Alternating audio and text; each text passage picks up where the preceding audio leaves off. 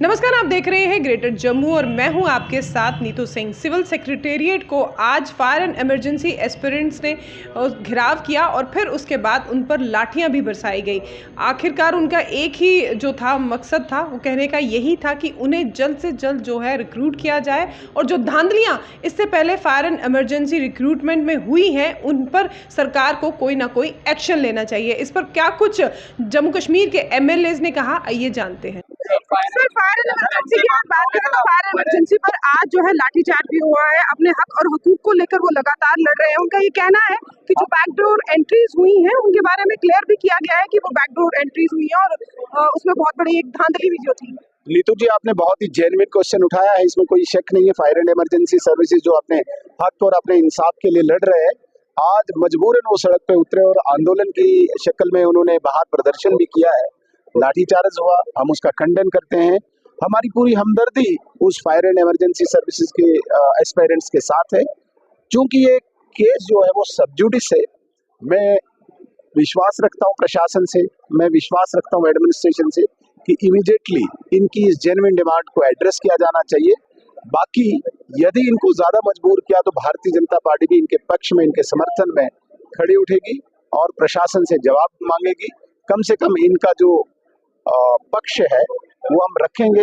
इनके साथ न्याय होना चाहिए, इनके साथ इंसाफ होना चाहिए। एस्पिरेंट्स जो हैं आज भी अपने हक और हुकूक को लेकर लड़ रहे हैं। आज भी देखा जा रहा है सिविल सेक्रेटेरिएट के बाहर उन्होंने घेराव किया है।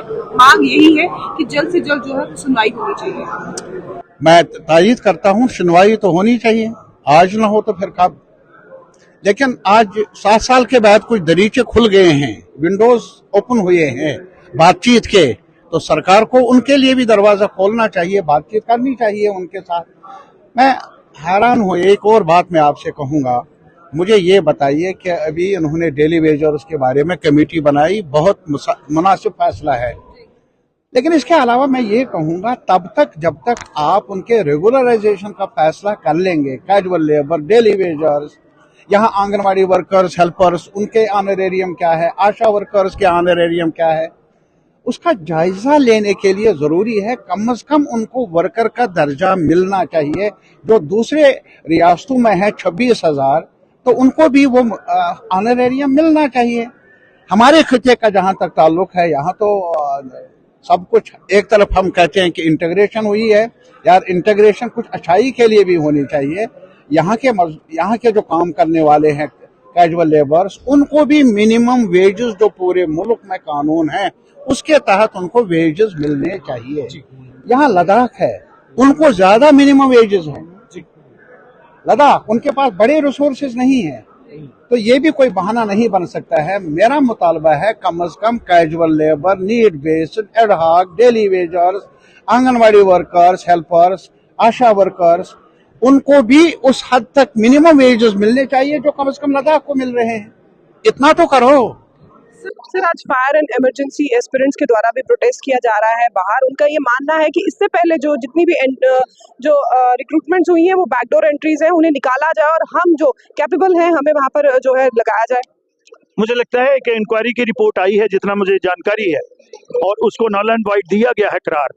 तो उनकी जो डिमांड होगी अभी मैंने देखा नहीं है, और जब मैं किसी सब्जेक्ट के बारे में मुझे जानकारी नहीं है तो मैं उसके बारे में ज्यादा उचित नहीं होता बोलना।